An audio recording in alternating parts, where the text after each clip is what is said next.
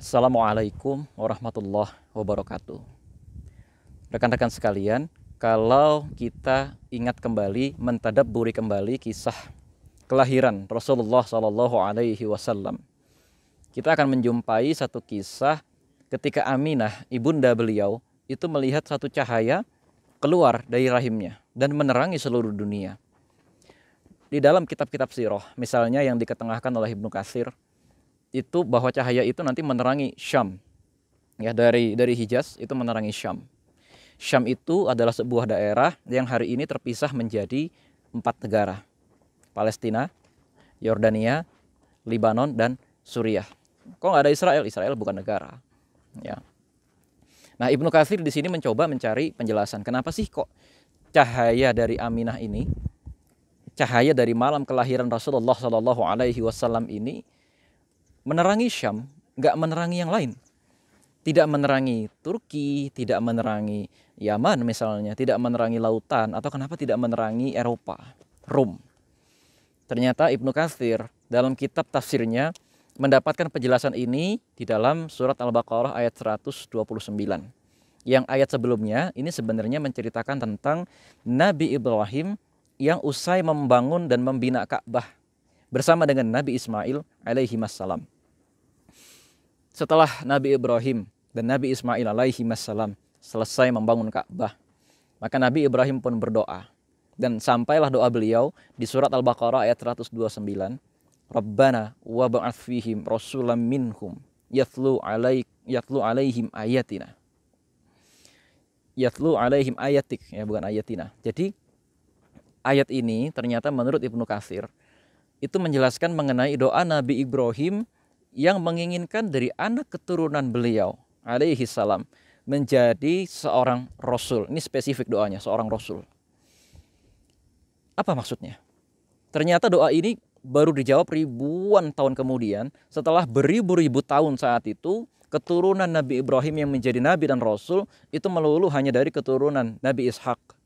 Kita tahu, ya, ada Nabi Daud alaihi salam, ada Nabi Musa alaihi salam, dan bahkan sampai terakhir ada Nabi Isa. Itu ada 3 rasul, ya, 3 rasul yang kita tahu, yang masing-masing punya kitab suci dari keturunan Nabi Ibrahim, tapi bukan dari keturunan Nabi Ismail, melainkan dari keturunan Nabi Ishak. Ternyata Nabi Ibrahim itu doanya baru dijawab, ya, dan ternyata dalam tafsir ayat ini Ibnu Katsir baru meletakkan pembahasan mengapa cahaya itu muncul dari rahim Aminah.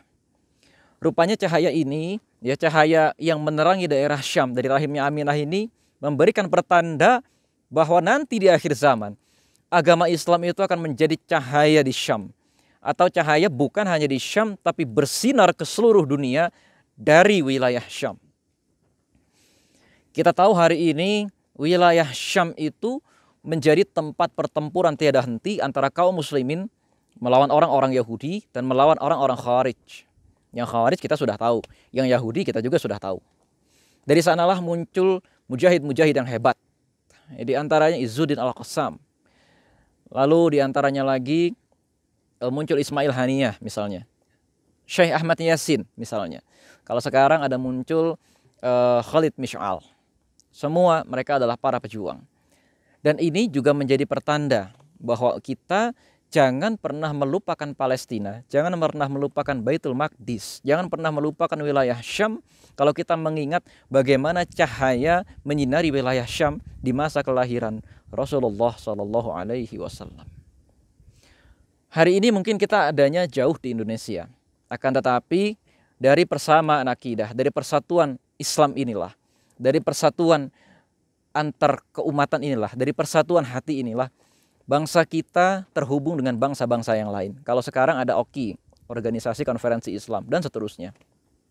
Bangsa kita terhubung dengan bangsa-bangsa yang lain secara akidah. Dan kita masih punya satu PR. Di akhir zaman itu, kita harus membebaskan Baitul Maqdis. Kita harus membebaskan Masjidil Aqsa. Kalau orang-orang Palestina, teman-teman saya, orang-orang Palestina itu lebih suka menggunakan istilah Masjidil Aqsa karena itu istilah yang ada dalam Al-Quran, meskipun Baitul Maqdis itu juga digunakan oleh Rasulullah Shallallahu Alaihi Wasallam. Ada satu negeri masih dijajah oleh satu bangsa yang lain. Dan di negeri itu ada tanah kaum muslimin. Bukan cuma tanah kaum muslimin, akan tetapi itu negeri juga tersimpan kiblat pertama kaum muslimin. Apa alasan kita harus diam kepada negeri itu? Apalagi alasannya kita harus pura-pura pragmatis. Nggak apa-apa, kita itu kan cuma masalah ekonomi dan lain sebagainya. Ya, betul.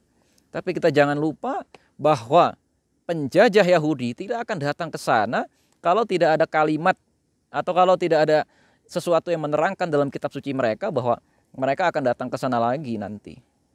Kita jangan menyembunyikan isi pikiran kita atau jangan berpura-pura tidak tahu kalau motif bangsa itu adalah motif agama.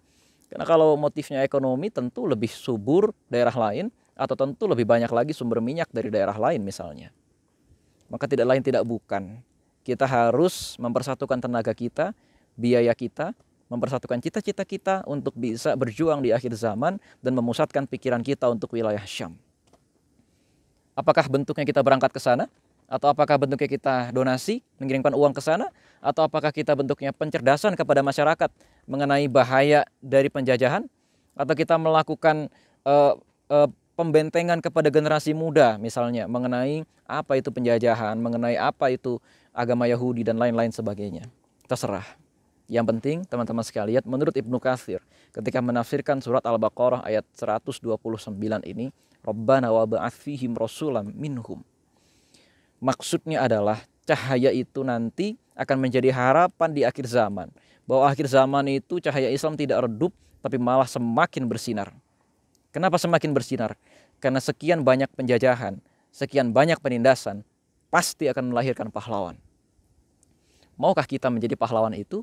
Atau kita menjadi orang yang cuma di pinggir-pinggir saja, lalu kita berseru kepada para Taifah Mansurah, berseru kepada orang yang sedang mempertahankan tanah airnya, mencibir orang yang sedang mempertahankan kiblat pertama kita, atau kita menyindir, kita bersikap tidak suka, kita menjauhi atau bahkan kita malah berkampanye negatif kepada para mujahid yang sedang berupaya mempertahankan tanah milik umat Islam. Itulah hikmah dari cahaya yang terlihat oleh Aminah pada saat malam kelahiran Rasulullah Sallallahu Alaihi Wasallam. Assalamualaikum warahmatullahi wabarakatuh.